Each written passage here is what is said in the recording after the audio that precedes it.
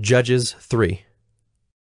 Now these are the nations that the Lord left to test Israel by them, that is, all in Israel who had not experienced all the wars in Canaan.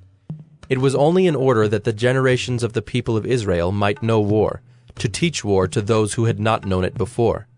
These are the nations: the 5 lords of the Philistines, and all the Canaanites, and the Sidonians and the Hivites who lived on Mount Lebanon, from Mount Baal Hermon as far as Lebo Hamath.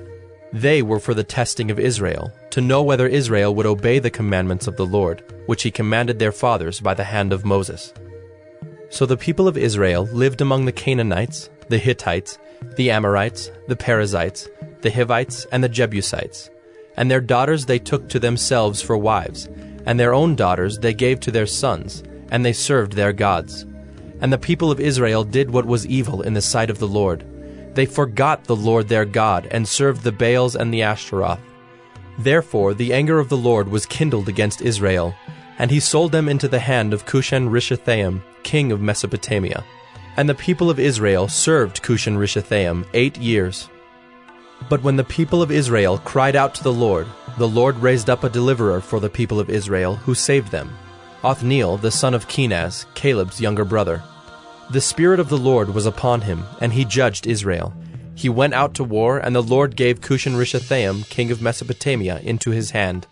And his hand prevailed over Cushan-Rishathaim. So the land had rest 40 years. Then Othniel the son of Kenaz died, and the people of Israel again did what was evil in the sight of the Lord. And the Lord strengthened Eglon, the king of Moab, against Israel, because they had done what was evil in the sight of the Lord. He gathered to himself the Ammonites and the Amalekites, and went and defeated Israel, and they took possession of the city of palms. And the people of Israel served Eglon the king of Moab 18 years.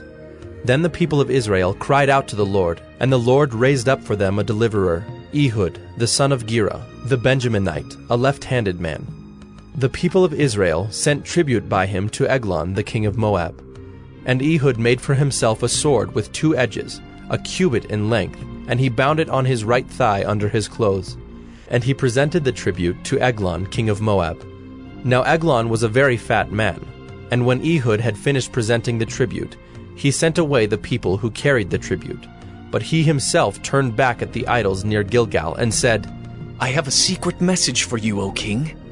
And he commanded, Silence! And all his attendants went out from his presence. And Ehud came to him as he was sitting alone in his cool roof chamber. And Ehud said, I have a message from God for you. And he arose from his seat. And Ehud reached with his left hand, took the sword from his right thigh, and thrust it into his belly. And the hilt also went in after the blade, and the fat closed over the blade, for he did not pull the sword out of his belly. And the dung came out. Then Ehud went out into the porch, and closed the doors of the roof chamber behind him, and locked them. When he had gone, the servants came, and when they saw that the doors of the roof chamber were locked, they thought, Surely he is relieving himself in the closet of the cool chamber. And they waited till they were embarrassed. But when he still did not open the doors of the roof chamber, they took the key and opened them, and there lay their lord dead on the floor. Ehud escaped while they delayed, and he passed beyond the idols and escaped to Seirah. When he arrived, he sounded the trumpet in the hill country of Ephraim. Then the people of Israel went down with him from the hill country, and he was their leader.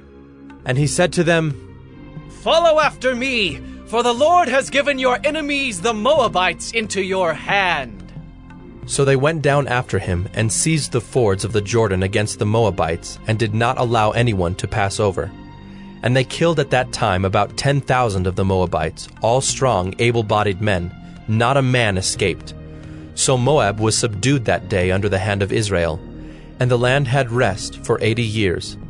After him was Shamgar the son of Anath, who killed 600 of the Philistines with an ox goad, and he also saved Israel.